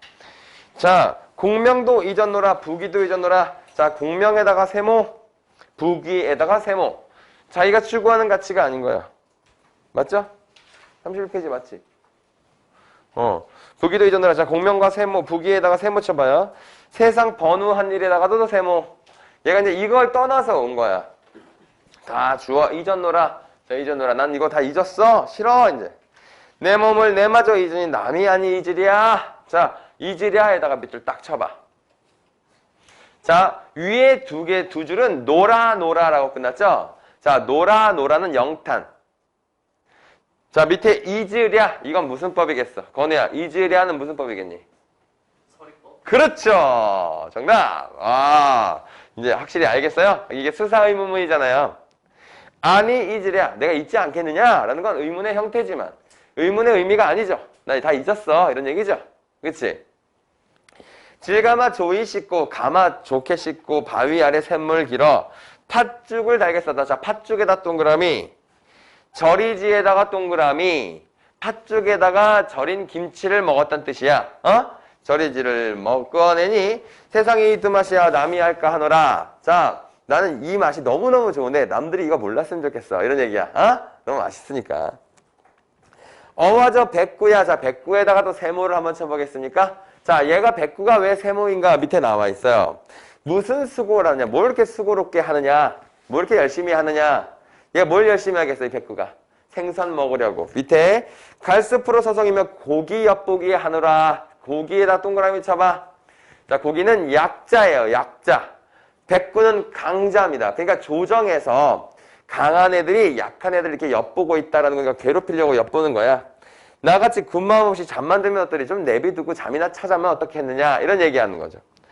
자, 대막대 너를 보니 유신하고 반갑고야. 자, 대나무 막대를 보고선 반갑다고 얘기를 하고 있어. 사실 뭐가 그렇게 반갑겠니? 사실 대나무가. 그치? 근데 이게 왜 반갑이 나와? 내 아이 쪽에 너를 타고 다녔다. 대나무를 타고 다니면서 놀았다는 거야. 칼싸움하고 막 니 타고 다니고 막 놀았겠지. 그치? 근데 지금 어떻대요? 이제란 자, 창 뒤에 섰다가 창 뒤에 세워놨다가 날 뒤세우고 다녀라. 자, 이게 무슨 말인지 알겠는 사람. 도현이가 왠지 알 것 같아. 도현아, 이게 무슨 뜻일까? 날 뒤세우고 간다. 뭐로 쓰인다는 것 같아? 그렇습니다. 지팡이로 쓰이는 거죠. 내가 지난 시간에 이거 설명했나? 설명했죠? 자, 지팡이로 쓰인다는 거 하는 거예요. 그래서 거기 보면은 내 I쪽에서부터 이제란이 거기 뭐야? 시간의 흐름이라고 체크가 되어 있으면 되겠습니다. 그렇죠? 자, 그럼 그 다음에 자 32페이지에 나와 보겠습니다. 자, 나는 6우 단기, 6우에다가 동그라미 치면 6개의 친구라는 뜻이죠. 그쵸? 6개의 친구. 자, 6개의 친구가 뭔가라고 했더니 한산의 어른 송계신보라는 사람이 나랑 사촌이 되는데 이 사람이 가막산을 등지고 앞으로는 큰 들을 해서 초막집을 하나 지어내고 지금 자연에 묻혀 살고 있었다라는 얘기를 하는 거야. 그래 놓고 얘가 이제 여러 가지 친구를 두게 되었는데 자, 거기 보면 그 친구들이 뭐였는가 봐봐. 우리 형께서는 자, 그 세 번째 문단 정도 보겠네요. 교훈과 처음에 경과했다가 나중에는 그 틈이 생기는 걸 보고서 그래서 이 6가지가 되게 중요해졌다라는 거야. 그럼 이 6가지가 뭐예요? 6가지가 6우가 국화, 대, 전송, 진송, 노송, 동백 자, 이런 애들이 지금 여기 써있는 애들이 이제 6개의 친구라는 거지. 자, 얘네가 뭐가 좋다는 거야? 그냥 인간과의 친구 관계는 금방 깨지고 싸우고 다투고 금방 변하게 마련인데 얘들과의 관계는 바뀌지 않더라는 거죠. 늘 좋은 관계를 유지하더라. 그래서 난 이 형님이 이 6개의 친구를 즐겼다. 이런 얘기 한 거죠. 그렇죠? 이건 자연과 약간 일치가 된 듯한 그런 느낌이네요. 그래서 26번 문제를 선생님 보면 가원의 공통점으로 보면 2번에 서리적 표현을 활용하여 라고 돼 있잖아요. 그쵸? 그래서 그게 서리법이다 이런 얘기 했어요. 자, 그럼 연세법이 뭐예요? 내가 연세법도 지난 시간에 설명했나요? 그쵸? 어떻게 하는 게 연세법이라고 했어요? 원숭이 엉덩이는 빨개 이런 식이라고 그랬죠? 그쵸? 이 표현법 문제가 그래서 굉장히 중요합니다. 그 다음에 역설적 표현 알죠? 모순되게 표현하는 거. 자, 이런 것들이었습니다. 자, 27번에서 29번 사이에 질문 있으면 해보세요. 문제 풀고 주고 내가 이거 저번에 살짝 풀어봤을 거야 여기서. 그쵸? 근데 다시 한번 보면서 이제 야 이거 조금 다시 봐도 어렵던데요 라는 거 한번 얘기해 보라고. 없어? 넘어갈게요 그러면. 자, 다음 작품 보겠습니다. 30에서 33번에서 보면 저건 사람도 아니다 라는 작품이 있습니다. 자, 거기 보면 이런 작품들을 읽을 때 어떻게 읽는 게 좋냐면 자, 33번에 있는 보기를 먼저 보고 줄거리를 보는 게 좋다고 그랬습니다. 공상 과학물의 상상력을 활용하여 현대인이 천현실을 그리는 경향이 있는데 로봇이 인간의 역할을 대체하게 되는 상황을 그리고 있다. 이러한 상황을 바탕으로 치열한 경쟁에 내몰린 현대인이 자신의 사회적 위치와 정체성을 고민하는 모습을 드러내고 있다. 자, 내가 아까 공대가 최근에 좀 인기가 없어졌다는 얘기했죠? 그치? 왜 그런 줄 알아요? AI의 발달과 관련이 있어요. 그쵸? 그러니까 인간이 아무리 날고 긴다고 공부를 열심히 한다고 해도 AI에게 명령하는 능력만 있으면 되지 이제 사실 그게 개발할 능력이 별로 그렇게 중요하지 않아진 거지. 그래서 요즘에는 실제로 그런 게 가능하다고 해요. 어떤 게임을 개발하려고 해. 근데 그 게임을 그냥 자기가 예전에는 막 다 하나하나 일일이 해야 되잖아. 그쵸? 근데 그 설계를 딱 해놓고 이렇게 만들어줘라고 하면 걔가 만들고 거기서부터 작업을 시작하는 경우가 많답니다. 그러니까 이제 인간의 역할이 점점 많이 줄어들긴 하겠죠. 그쵸? 그래서 최근에 되게 각광을 받고 있는 한 분야가 있잖아요. 그게 예술 분야야. 알고 있었어요? 예술 분야가 굉장히 각광을 받고 있죠. 왜? 인간만이 할 수 있는 영역이 아직 가장 많이 남아있는 분야라는 거야. 그쵸? 그러니까 예술 쪽은 아직도 인간의 영역이 많이 남아있는데 사실 기술 개발이나 이런 쪽은 거의 이제 인간의 영역이 남아있지 않다 해가지고 요즘에 이제 그 기술 개발 쪽에 사실 뭐 기술 개발 쪽에 아직도 돈을 많이 벌고 그쪽에 돈이 많이 몰려있는 건 맞는데 요즘에 사실 약간 좀 그게 이제 예전만큼 각광을 덜 받고 있는 건 맞죠. 인간이 할 수 있는 일이 줄어드니까. 근데 이제 이런 게 있어. 인간만이 할 수 있는 영역이 좀 발전을 한다. 근데 그렇게 되면 꼭 또 AI가 또 따라잡긴 하겠죠. 그쵸? 따라잡긴 하겠죠. 언젠간 인간이 사실 그냥 유희, 노는 거를 제외하고는 별로 할 일이 없는 세상이 굉장히 머지않아 올 것이다 라는 얘기가 많죠. 그래서 그것이 인류를 멸망시킬 것이다 라고 생각하는 사람들도 많죠. 그게 누구예요? 그 대표적인 인물이 누구야? 앨런 머스크죠. 그쵸? 앨런 머스크가 그걸 되게 중요하게 얘기를 하죠. 근데 내년에 2023년도에 앨런 머스크가 테슬라 사장인 건 알지? 테슬라에서 새로운 자동차, 전기자동차가 나오는데 그 전기자동차에는 두 가지가 없어요. 뭐가 없죠? 운전대, 밑에 엑셀이랑 브레이크가 없답니다. 그 없는 자동차가 내년에 출시. 된대요. 차 안에 그냥 멀티플레이 기구 이런 거밖에 없어요. 안에 운전하는 기구가 없어. 아예 없어, 운전대가. 근데 좀 불안할 것 같지 않아? 너무 이 수동 조작이라도 되게 맞아. 수동 조작이 나도 되는 게 더 좋을 것 같은데. 이게 신기하죠? 그쵸? 신기해. 요즘에는 반자동 자동차가 더 훨씬 더 인기가 많대요. 완전 자동보다. 완전 자율 주행보다 반자율 자동차가 더 인기가 있다는데, 반자율 자동차는 어떻게 하는 줄 알아? 그냥 자기가 목표지로 가는 건 똑같이 가. 근데 그냥 반자율을 딱 해놓으면 속도를 알아서 조절해. 그래서 만약 과속 카메라가 있다. 그러면 알아서 속도를 그게 맞춰서 줄였다가 했다가. 그래서 내가 좀 빨리 가야 된다 싶으면 속도를 조금 리미트만 올려놓으면 더 빨리 가고 이렇게 한다고 하더라고요. 참 많죠? 기술 개발이 되게 많이 되고 있죠? 너희들 근데 우리나라가 다른 나라에 비해서 훨씬 더 발달한 분야가 있어요. 전기자동차 얘기하다가 갑자기 AI 얘기하다가 이게 웃긴데, 우리나라가 그 수소에너지, 그러니까 핵융합 에너지의 전 세계 1위야. 권위자야. 가장 발전된 국가가 그거거든. 근데 핵 분열 에너지는 내가 알기로는 우라늄, 너희들 알고 있는 지금 원자력 에너지 그거 있지? 그런 데들은 이게 핵 분열인데, 핵융합은 수소 에너지거든. 근데 핵융합은 맨날 폐기물 문제가 맨날 발생하지. 근데 핵융합 에너지는 수소 에너지라서 폐기물이 거의 다 물이야. 친환경 에너지잖아. 근데 그게 우리나라가 가장 잘하고 있어. 그래서 조만간 일 낼 것 같아요. 그쪽 에너지가. 그 현대자동차가 지금 수소자동차 같은 거 많이 만들잖아. 자, 그런데 여기 보면은 그래서 혼자 아이를 키우며 집안일과 회사일로 정신이 없는 나는 회사에서 능력을 인정받는 얘가 지금 흥인가? 늘 활기찬 후배 구를 보면서 열등감을 느낀다. 부서의 인원 감축이 예고된 상황에 내몰린 나는 로봇 도우미 파견 업체의 도움을 받기로 하였다. 이태로 나와 똑같이 생겼지만 내가 아닌 어떤 것이 우리 집에 도착했다. 자, 무슨 내용인지 대충 알겠죠? 재밌었죠, 이거? 그죠? 재밌죠? 그래서 얘가 사이보그가 이제 자기를 대신해서 하는데, 얘가 거기서 굉장히 좀 복잡한 느낌을 받는 거야. 그래서 맨 마지막만 한번 읽어볼게. 자, 미음 그 위에 부분이야. 그 후로 오늘 좀 이상하네 라는 말을 몇 번이나 더 들었다. 그것이 회사 생활을 어떻게 했는지는 뻔했다. 그것이라는 게 이제 자기 트윈 로봇이잖아. 그치? 여러 가지 일을 잘하는 사람, 갑자기 정신 차리고 완벽하게 변한 사람, 업체가 자랑하는 그대로 활약했을 것이다. 몇 년 동안 일해온 곳이고 함께 지낸 사람들인데 열흘 만에 쌓아온 새를 다 와해된 기분이었다. 열흘 동안 이 로봇이 일한 사이에 자기의 인생을 송두리째 바꿔놓은 듯한 느낌을 받은 거야. 왜냐면 이 로봇은 너무 완벽했거든. 일도 너무 잘하고 멀티태스킹도 가능하고. 그들을 어떤 시선으로 바라보고 어떻게 행동하고 말해야 할지도 혼란스러웠다. 모든 게 막막했지만 그 와중에도 한 가지만 확실할 수 있었다. 그건 지금 사무실에 있는 사람들이 원하는 게 내가 아니라는 점이었다. 이게 뭐야? 내가 로봇에게 자리를 빼앗기게 되었다. 이런 얘기죠. 이게 인간이 갖고 있는 약간 막연한 두려움이기도 하죠. 그쵸? 조금 무섭지 않아요? AI가 여러분들을 대체한다면? 무섭지 않아요? 근데 이게 이 흐름을 우리는 이제 거부할 수는 없겠죠. 거부할 수는 없지 않겠어? 건우야, AI가 너랑 똑같은 AI가 너보다 훨씬 더 뛰어나. 그러면 어떤 감정이 들 것 같아? 기분 나쁠 것 같아. 나도 나쁠 것 같아.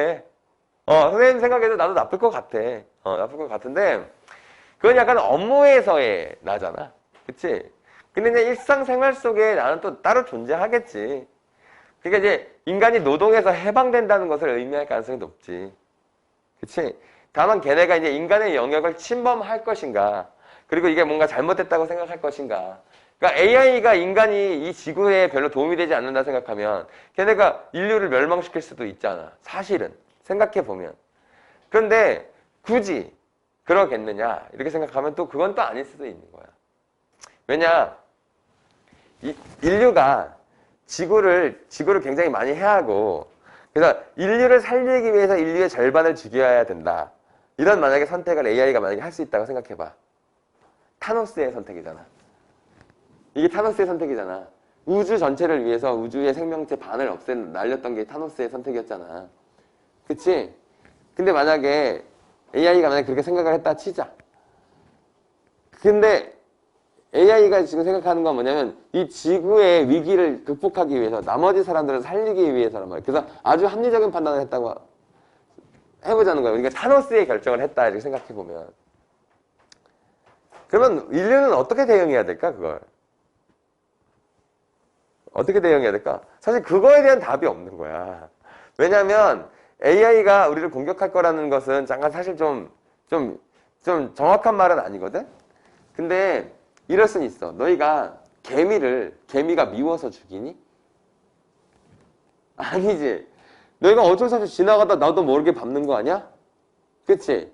AI가 아마도 인간을 그렇게 생각할 것 같다는 거야. 얘가 너무 많은데? 그러니까 예를 들면 개미가 한두 마리 있을 때는 우리가 같이 그냥 지내기도 하잖아. 근데 개미 떼가 들어와서 집에 그럼 거기다 너희 살충제 뿌리지 않아? 그치? AI에게 인간은 그 정도 존재일 가능성이 있다는 거지. 그러니까 뭐 같이 살면 같이 사는 건데 너무 많은데? 하면 이렇게 딱 없앨 수도 있지 않을까. 몰라. 이게 여러 가지 상상 중에 하나지. 그치? 근데 여기서는 되게 단편적으로 자기의 사회적인 입지를 AI에게 뺏기는 것에 대한 두려움. 이거를 소설로 만든 겁니다. 자, 30회부터 33번 사이에 자, 질문 있으면 해보세요. 괜찮았어? 넘어가도 되겠어요? 자, 다음에 35페이지에 옥단 춘전입니다. 자, 이것도 36번에 있는 보기를 먼저 읽고 줄거리를 읽어볼게요. 자, 이 작품은 암행어사 모티프를 사용하여 악인을 징계하고 있다는 점에서 권선징악이라는 고전서의 전형적인 주제의식을 드러내고 있는 거 맞다.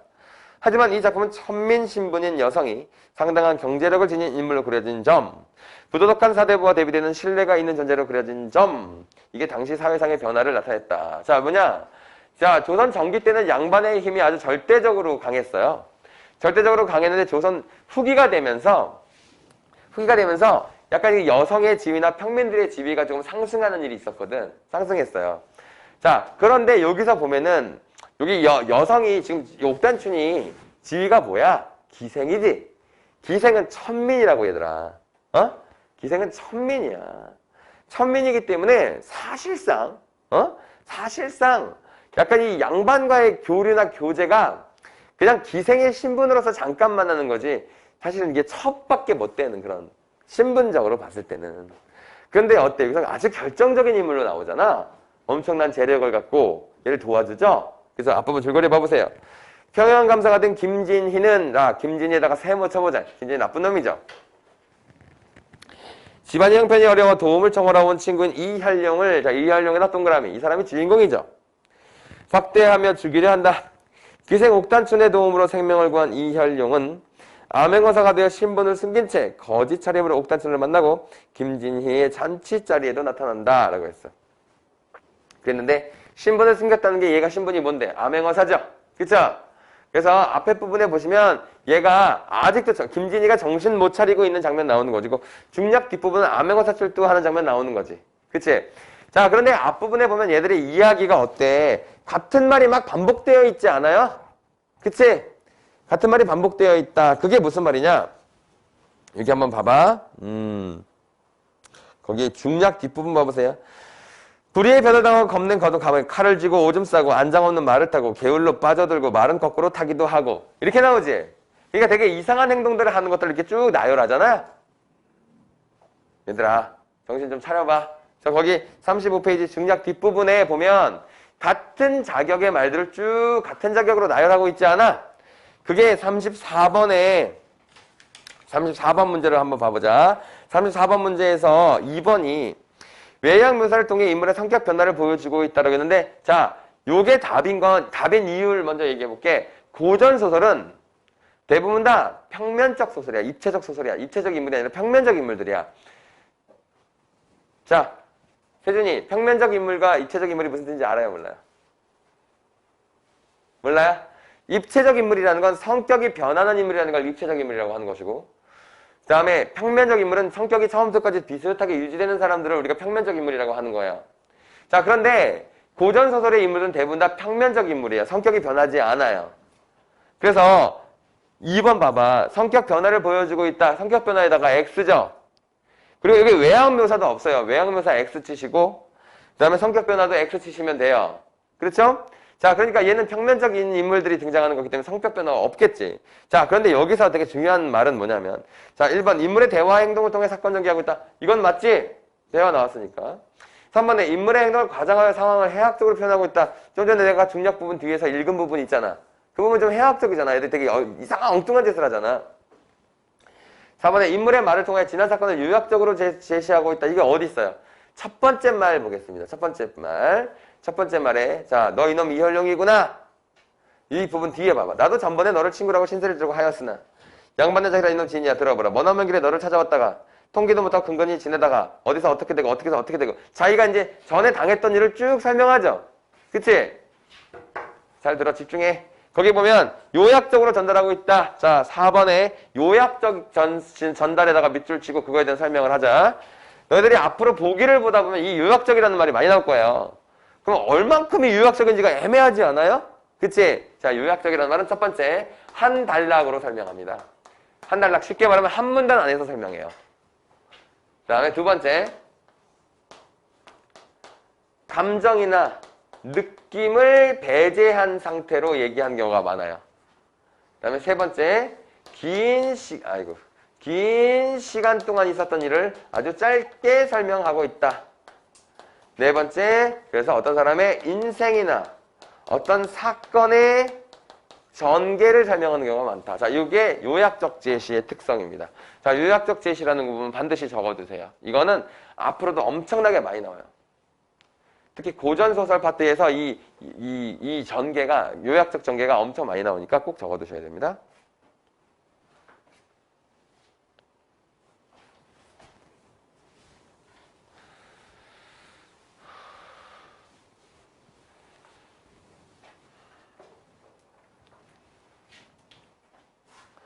자, 다 적었죠? 자, 일단 시간이 다 못 적었으면 좀 이따 적고요. 그 다음에 서술자의 개입이란 말이 나와요. 자, 서술자의 개입은 기본적으로 고전소설에서 등장하는 방법이에요. 고전소설에서 등장하는 방법인데, 고전소설은 일반적으로, 고전소설은 대부분이 몇 인칭 소설이죠? 전지적 작가 시점이죠? 전지적 작가 시점입니다. 그러니까 3인칭 시점이에요. 자, 근데 이 전지적 작가는 하는 일이 있습니다. 자, 첫 번째, 내용 전개 설명. 두 번째, 인물의 행동과 심리 묘사. 세 번째, 배경 묘사. 자, 요게 이제 주된 역할이란 말이야. 그런데 이 고전소설에서는 특별하게 어떤 게 있느냐면 이 서술자가, 전지적 서술자, 3인칭 서술자가 독자에게 직접 하는 말이 있어요. 이걸 우리가 서술자의 개입이라고 하거든. 그러니까 이게 내가 이걸 왜 적었느냐면 이거야. 내용을 전개하는 것도 아니고 인물의 행동이나 심리를 설명하는 것도 아니야. 배경을 묘사하는 것도 아니야. 그런데 서술자가 독자에게 직접적으로 이야기하는 게 나오는 거, 이걸 서술자의 개입이라 한단 말이야. 자, 어디 있는지 봐봐. 중략 위에 분 봐. 위에 줄 봐. 중략이라고 써있는 위에 줄. 통곡하는 옥단춘의 정상을 누가 아니 슬퍼하랴. 누가 아니 슬퍼하겠어? 이렇게 얘기했잖아. 이거 누구한테 했는 얘기야?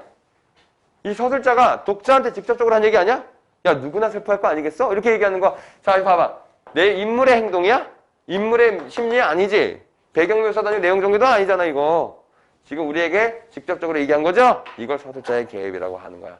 요거 문제 밭이야. 이거 진짜 많이 나와. 너희들 고등학교 1학년 교과서에 무조건 고전소설이 하나씩 실려있어.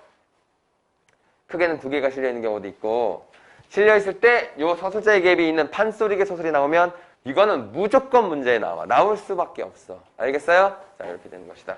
오케이. 자, 옥단 충전은 그 정도 보시면 되겠고요. 자, 다음에 38에서 42는 보기에는 조금 어려워 보였는데, 보기에는 조금 어려워 보였을지 몰라도 이게 풀다 보니까 되게 쉬운 얘기죠? 이거 뭐야? 단위 맞추는 거잖아. 그치? 단위. 그래서 제곱미터면 제곱미터로 가야 되고, 세제곱미터면 세제곱미터로 가야 되고, 곱해 있는 것도 다, 그래서 무슨 그게 원래 1단이 있고 2단이 있어. 그래서 밀도는 부피분의 질량이면, 분모가 부피분의 질량의 밀도 단위면 위에도 부피분의 질량의 그 밀도 단위여야 되는 거지. 이 단위 맞추는 그 얘기예요. 이거는 내가 굳이 설명할 필요가 없을 것 같아서 설명 안 할게요. 38에서 42번 사이에 질문 있으면 해보세요. 어려웠던 거. 괜찮았어? 괜찮았어요? 자, 이거는 좀 쉽더라고. 과학적 시험인데 이게 수학이다 보니까 애들이 되게 잘하던데. 예, 잘하던데. 자, 이게 되게 좀 재밌죠. 너희들 아까 내가 수소 에너지 얘기했잖아. 핵융합 에너지. 그 얘기했지. 그게 어떻게 돼? 그게 수소 에너지가 진짜 웃긴 게 1억 도가 필요해. 1억 도. 온도가 1억 도라고. 우리가 지금 너희 몸이 37도잖아. 근데 1억 도의 온도가 필요해. 그걸로 이제 거기 그걸 가속을 해야 되거든. 근데 1억 도의 어떤 온도가 있다면 거기에는 이 중성자가 필요해. 중성자가 그 1억 도 안에서 가속을 받아야 돼. 근데 그 온도를 만드는 건 둘째치고 중성자가 1억 도를 만나면 어떻게 되겠어? 타버리지 않겠어? 그 태양보다 더 뜨거운 거야, 1억 도면. 그래서 우리나라는 어떻게 하고 있을까? 그걸 자기장으로 띄워. 궁중으로. 그래서 1억 도가 이렇게 이렇게 관이 이렇게 1억 도짜리 관이 있잖아. 거기다가 중성자를 하나 넣고선 얘를 자기력으로 자기장으로 띄워서 여기서 가속을 시켜. 그래서 그걸 300초 이상 버티면 되는데 우리나라가 300초 이상을 버틴대. 대박이지 않아? 근데 2위 나라가 어느 나라인지 잘 모르겠는데 걔는 180초 막 이런데 우리나라는 300초를 버텨낸다고 하더라고. 진짜 대한민국 만만세야. 야, 수소에너지 이거 진짜 잘 되면 너무 좋을 것 같아. 요즘에 자영업자들이 너무 힘들잖아. 부모님 중에 자영업을 하시는 분 계신가 모르겠어요. 자영업자들이 엄청나게 힘들잖아. 그치? 근데 내가 볼 때는 조만간 머지않아 수소에너지 요게 한번 팍 터지면 약간 좀 한국이 조금 더 살만해지지 않을까. 에너지 가격도 좀 싸지고. 그치? 그리고 요즘에 부동산 가격이 막 무너지고 있거든? 부동산이 굉장히 싸지고 있어, 얘들아. 돈 지금 부동산, 지금 건우가 부동산 가격이 떨어지고 있고, 펜을 탁 놓치네? 부동산이 있었어? 건우야? 아, 정말? 막 이런 느낌이었는데? 좋은데, 훌륭한데? 형. 부동산 갖고 있으면 다 형이야. 알겠지? 근데 부동산 가격이 좀 떨어지고 있어요. 그래서 나는 선생님이 생각하는 이상적인 사회는 부동산을 가진 것만으로 그렇게 큰 돈을 버는 것이 불가능해진 세상. 도박이나 비트코인이나 이런 것들로 돈을 벌지 못하는 세상. 난 이런 세상이 와야 된다고 생각하거든. 그래서 적절한 일과 적절한 그 삶의 라이프 스타일을 즐기면서 살 수 있는 그런 세상이 오면 좋겠다 이런 생각이 하는데 우리나라는 늘 아둥바둥 살아왔어. 그리고 늘 불안해서 언제 무슨 일이 터질지 모르니까 가장 안정적인 걸 추구해야 된다. 그래서 부동산 같은 것들을 많이 사는 거고. 이렇게 되거든? 근데 나는 이게 굉장히 우리나라가 국가 경쟁력이 엄청난 영향력을 미칠 수 있는 이 에너지 사업이 좀 발전을 하면 약간 그런 게 가능한 기반이 되지 않을까 이런 생각을 미친 생각이지만 좀 해봤어. 해봤다 이런 얘기야. 자, 마지막으로 가보겠습니다. 자, 38페이지 오세영의 열매라는 것과 대장간의 유혹입니다. 되게 약간 유명한 작품이에요. 그래서 오세영의 열매가 다 무슨 모양이다? 원형의 모양이다. 생명을 가진 것은 이렇게 다 어떻다? 아름답고 둥글둥글하다. 자, 이런 얘기하고 있는 거지? 맨 마지막 연만 읽으면 될 것 같아. 그대는 아는가? 모든 생성하는 존재는 둥글다는 것을. 스스로 먹힐 줄 아는 열매는 뭐가 나지 않는다는 것을. 이렇게. 오케이? 그러니까 우리가 뭔가 이렇게 낳는 것, 생산하는 것, 그런 생명체들은 다 고귀하고 따뜻하다. 이런 얘기야, 이게. 알겠어? 나시는 대장간의 유혹이죠. 되게 유명한 시예요, 이 시는. 이게 뭐냐? 우리가 플라스틱처럼 느껴질 때가 있다는 거야. 내가 도구처럼 느껴질 때. 아까 그 소설에서 AI가 날 대체하고 났더니 내 자리가 뺏겼다고 했잖아. 그게 뭐냐면 내가 어떤 일상에서 부품으로 사용되고 있었다는 거야, 그게. 근데 AI가 더 좋은 부품이었다는 거거든? 그치? 여러분들은 부품이야? 부품일까, 세준아? 세준이는 부품이야? 부품 아니죠. 우리는 다 주체적인 인간들이잖아요. 그쵸? 근데 이게 부품으로 이렇게 여겨질 때가 있을 때가 있어. 예를 들면 지금은 여러분들 잘 못 느끼죠. 회사 다닐 때. 회사를 다니면 이렇게 돼. 내가 없으면, 내가 여기서 일을 열심히 해야 되는 내가 없으면 이 회사가 안 돌아가다. 이렇게 생각해. 직장인들이. 근데 겉에서 보면 존나 웃겨. 근데, 야, 이 회사 내가 다 돌리고 있는 거야. 막 이렇게 얘기하는 애들이 간혹 있어. 진짜로. 농담처럼. 근데, 진짜 그럴까? 걔가 열심히 해서 이 회사에 도움이 되고 있는 건 맞겠지. 하지만 걔가 그만둔다고 회사가 망해? 안 그래. 그런 일은 없어. 우리나라의 기업 문화에서. 다 부품처럼 소모되는 거야. 대체가 가능하다는 거지. 그러니까 대체가 가능하다는 것 자체가 그러니까 무슨 속성이겠어요? 산업화의 속성일 거 아니야. 그렇지? 산업화의 속성이지? 내가 인간이 도구로 쓸 수 있다는 건 산업화의 속성이잖아. 그래서 이 대장간의 유혹에서 하고 싶은 말이 그거야. 내가 플라스틱처럼 느껴질 때, 내가 산업화에서 한 부품처럼 느껴질 때, 대체 가능한 애로 느껴질 때 나는 딱 하나밖에 없는 대장간에 있는 그 무쇠 낫이 되고 싶다. 나라는 주체로 살 수 있는, 나밖에 없는, 대체가 불가능한 내가 되고 싶다. 이런 내용의 시죠, 이 시는요. 그쵸? 자, 이것도 43번에서 45번 사이에 질문 한번 해보겠습니다. 질문 없으신가요? 자, 질문 없으시면 요거 끝났어요. 끝났어. 자, 얘들아. 오늘 조금 일찍 끝낼게요. 선생님 몸이 안 좋아가지고. 요거 문학 지난번에 숙제 어디였어, 종찬아? 문학 숙제. 이거 이 책이 이거 오늘 끝나지 않아 이거? 이거 끝나지? 내가 맨 마지막에는 고전소설 풀어오는 거 아니었어? 맞죠? 자, 고전소설 푼 거 중에 질문 좀 받아보겠습니다. 자, 고전소설. 자, 흥부전부터 한 건 아니었지? 저번 시간에 어디서부터 했니? 선생님 지금 잘 기억 안 나서 그래. 도현아, 어디서부터 했어?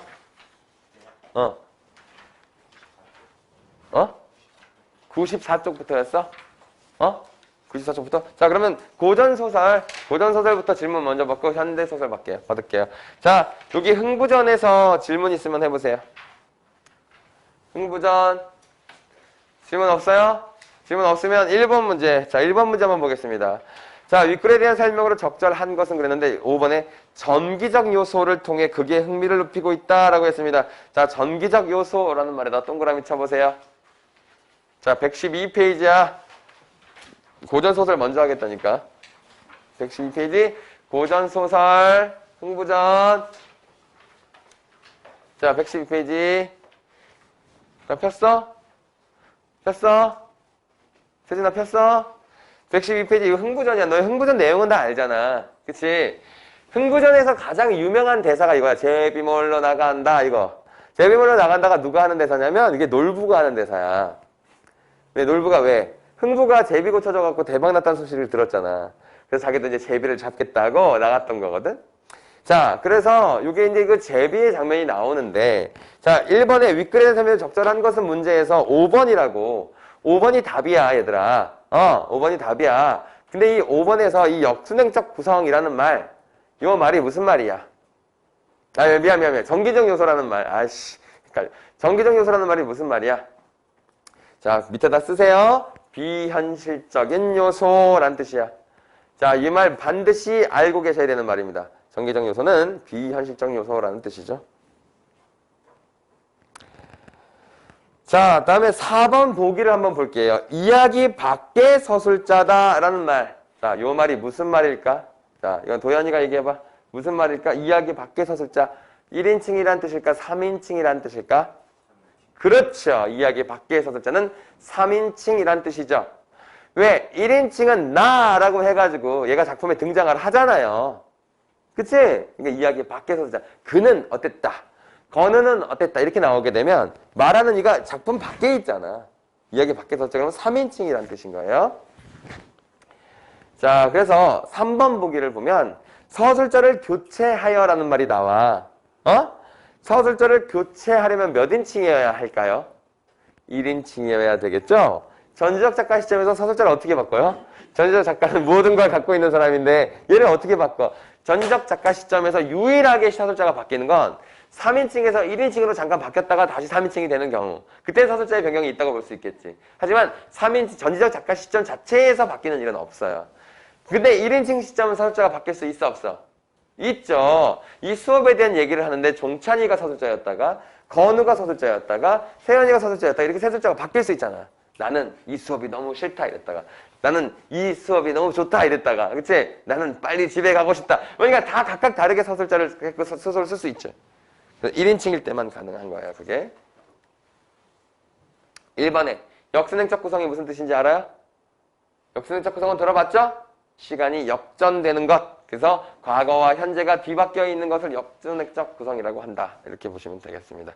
자, 나머지 보기에서 질문할 거 없어요? 나머지 문제에서? 자, 다음 거 보겠습니다. 태원지.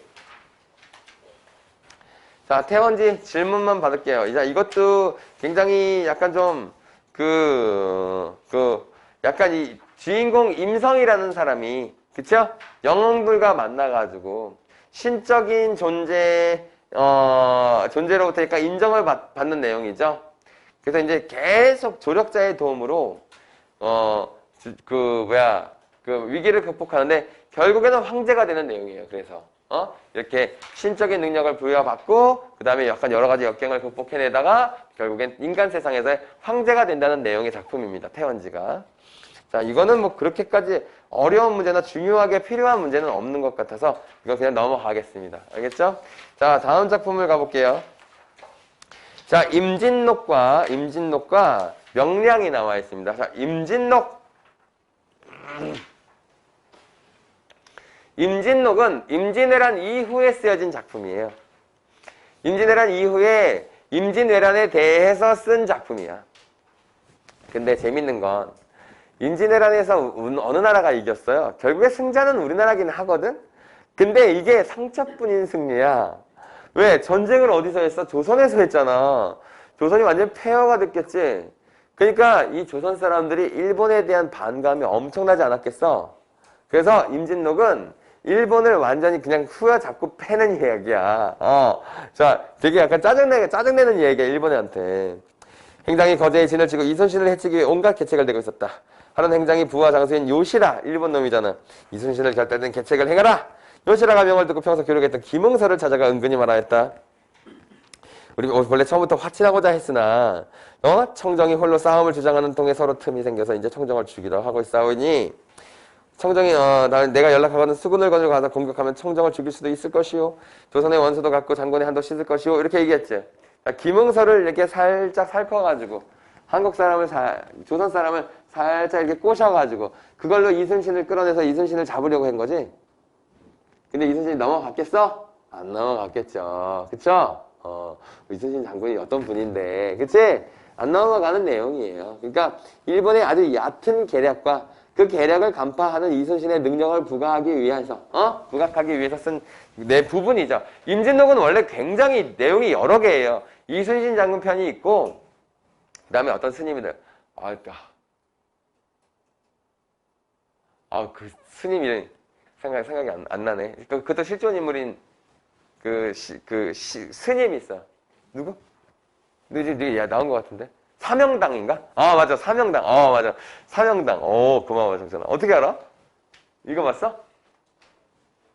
역사할 때, 맞아. 사명당이라고 하는 승려를 중심으로 해서 도수를 부려가지고 일본 애들 거의 막 이렇게, 목 잘라내는 얘기. 그런 것들도 많고 그래요. 그래서 되게, 결국에는 우리나라에 대한 자긍심, 한국 조선인의 자부심을 약간 고취시키기 위한 작품이다. 이렇게 보시면 돼요. 실제와는 다르죠. 실제와는 달라.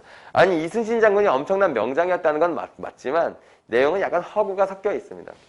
자, 그 다음에 이 명량은 이제 시나리오잖아요. 그쵸? 명량은 시나리오죠? 자, 명량은 이제 이순신 장군에 대한 이야기. 명량해전에 대한 이야기였습니다. 자, 요것도 질문 있으면 해보세요.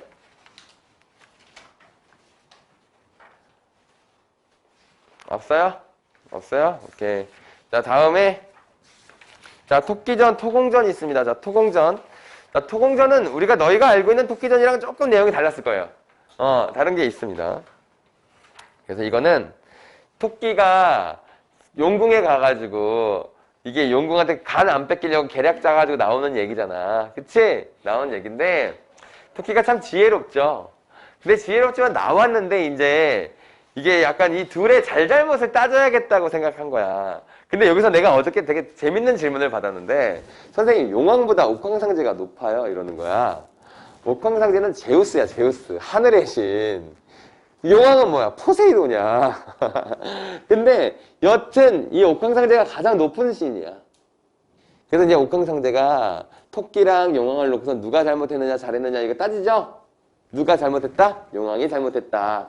권력을 이용해서 백성의 목숨을 마음대로 뺏으면 안 된다. 이런 얘기 하는 거 아니야. 그쵸? 그래서 여러분들이 알고 있었던 장면은 아니겠지만 사실 내용은 그게 크게 공감이 갔을 겁니다. 왜냐면 이거 내가 왜 그렇게 어렵지 않게 좀 얘기를 하고 있느냐면 이게 고전소설이 중세국어가 섞여서 써 있으면 어려워. 근데 다 요즘 말로 써 있잖아, 이거. 그래서 너희가 아는 스토리잖아. 그래서 하나도 안 어려웠죠? 그쵸? 그래서 빨리빨리 가는 거야. 이것도 질문은 안 받을게요.